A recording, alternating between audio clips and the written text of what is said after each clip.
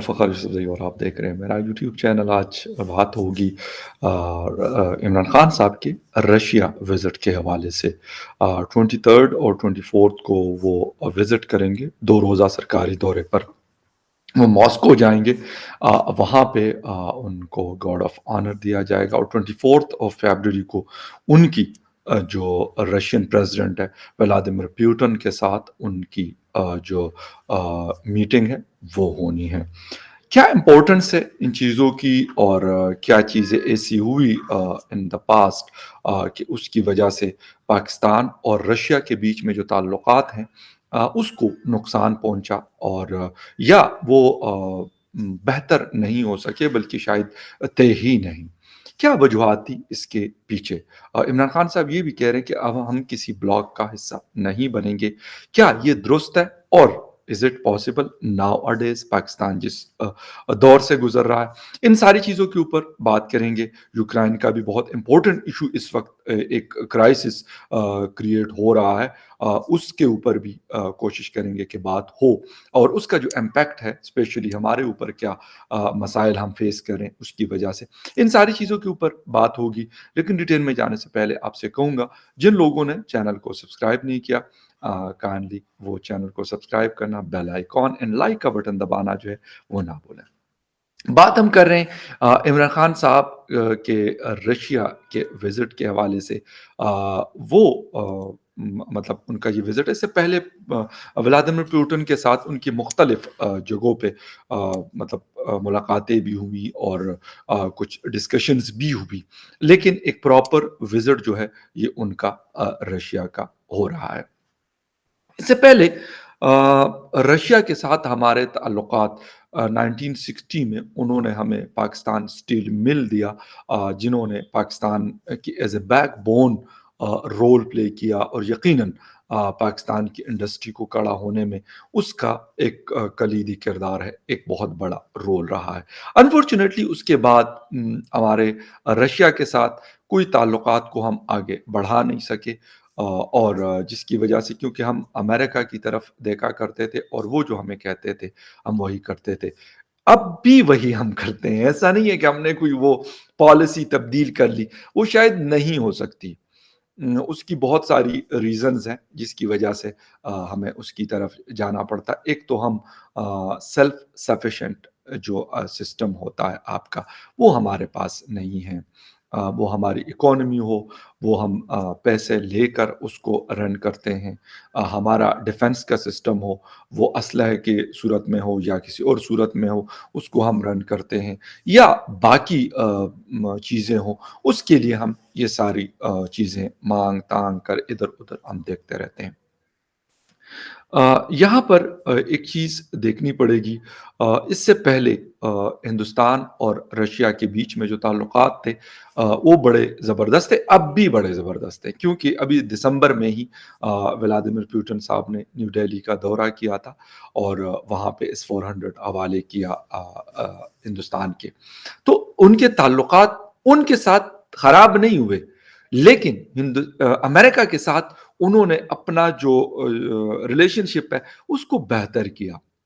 उनके साथ भी उनकी मुख्तलिफ़ किस्म की डील्स हो रही है, जिसमें क्वाड है, मुख्तलिफ़ और बहुत सारी चीज़ें हैं, इंटेलिजेंस सिस्टम की शेयरिंग है, ये सारी चीज़ें उन्होंने की। उन्होंने रशिया को भी लूज़ नहीं किया, लेकिन अपने साथ दूसरे साइड पे अमेरिका को भी लाके खड़ा कर दिया। हम जिस वक़्त अमेरिका की तरफ देखते हैं, तो रशिया हमसे नाराज़ होता है। ईरान को हम खड़ा होना चाहते हैं ईरान के साथ, तो सऊदी अरेबिया हमसे नाराज़ हो जाता है। हिंदुस्तान के साथ तो हमारे ख़ैर मतलब क्या कहें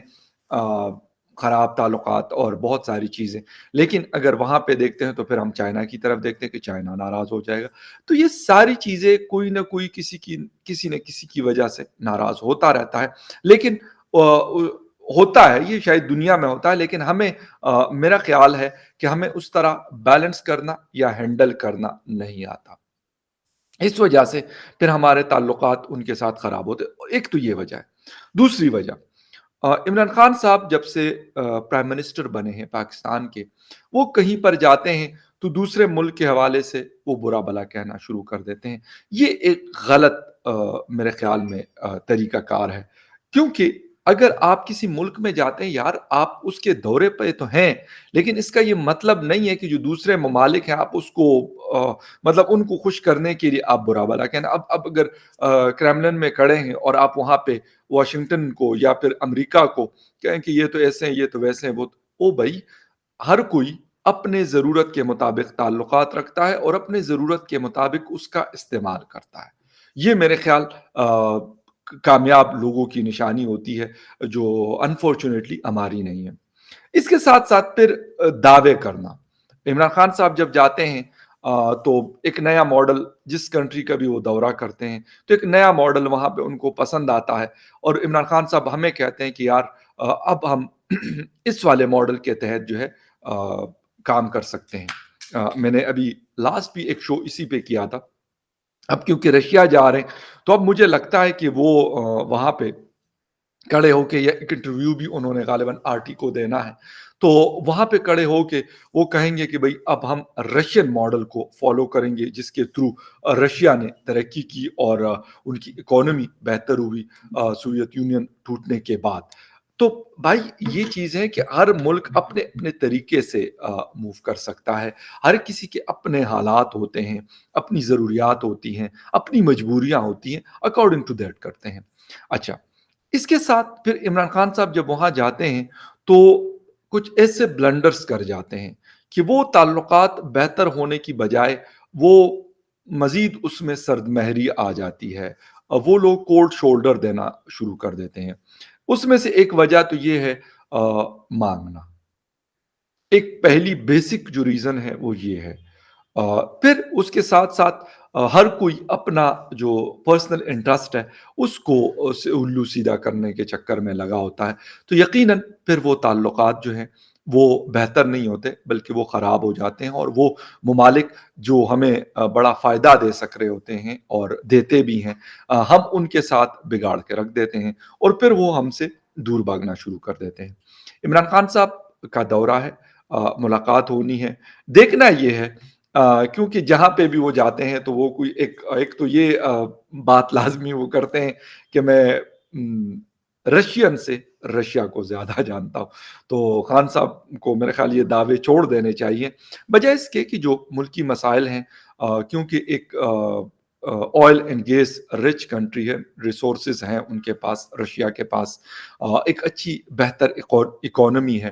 ایک اچھا ڈیفنس کا سسٹم ان کے پاس موجود ہے۔ میرے خیال سے ہمیں اپنی اکانومی، کیونکہ اس وقت ہم بڑے سخت قسم کے کرائسس کا شکار ہیں، سردیوں میں ہمارے پاس گیس کی شارٹیج تھی، اور اب جو نئی رپورٹ آ رہی ہے وہ یہ کہہ رہے ہیں کہ گرمیوں میں بھی ہمارے پاس گیس کی شارٹیج ہوگی۔ اس کی وجہ یہ ہے کہ ہمیں گیس نہیں مل رہی، اگر جو مل رہی ہے وہ ہمارے خریدنے کے ہمارے پاس پیسے نہیں ہیں۔ تو یہ ساری چیزیں، پھر ہماری بجلی بھی اس سے بنتی ہے گیس کے اوپر، اور فرنس آئل سے ہماری بجلی اور یہ ساری چیزیں بنتی ہے۔ تو ان ساری چیزوں کے اوپر بجائے اس کے کہ ہم وہاں پہ بھی جا کے ہم نواز شریف کو ڈسکس کرنا شروع کر دیں، آصف علی زرداری کو ڈسکس کرنا شروع کر دیں،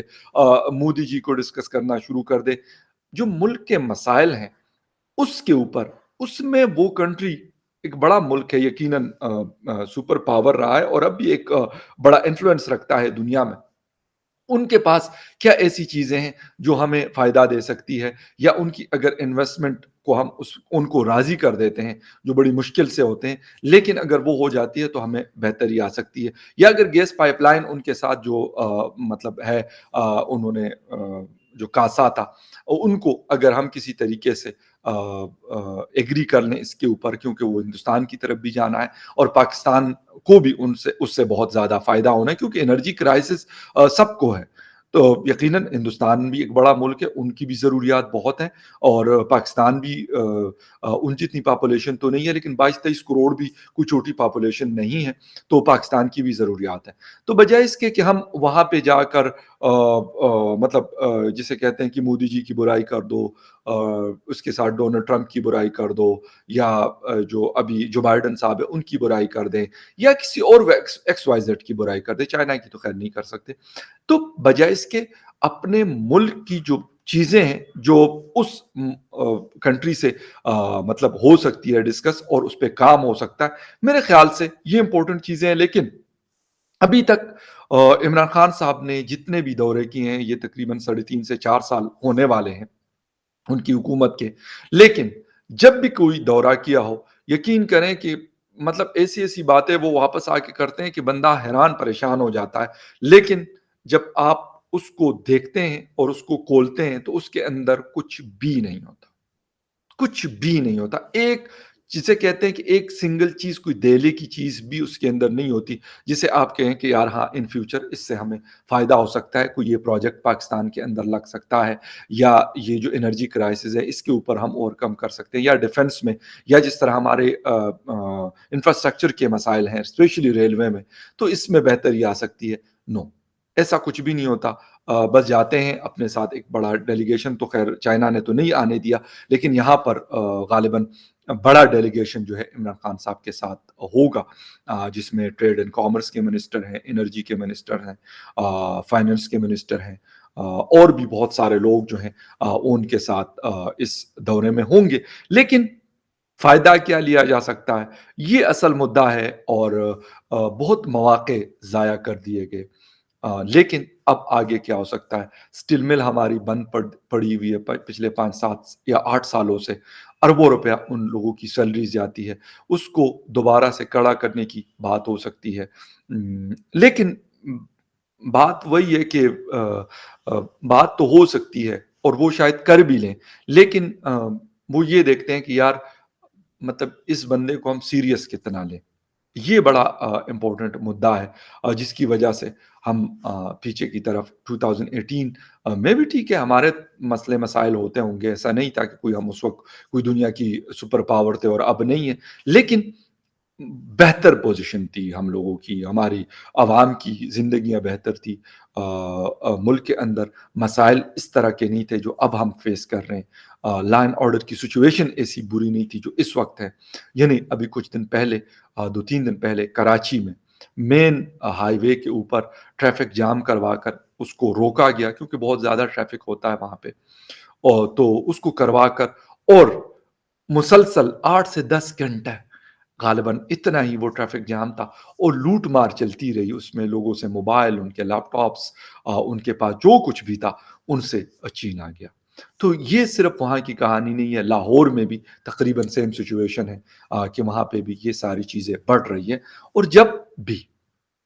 آپ کی اکانومی ڈکلائن پہ جاتی ہے، لوگوں کے پاس کھانے پینے کو نہیں ہے، تو لا اینڈ آرڈر کی سچویشن آٹومیٹیکلی خراب ہوتی ہیں۔ اور یقین کریں کہ بڑے پڑھے لکھے، میں اس چیز کو بالکل سپورٹ نہیں کرتا کہ اگر میرے پاس کھانے کو نہیں ہے تو میں کسی کا جا کے گریبان پکڑوں یا پھر ان سے چینوں،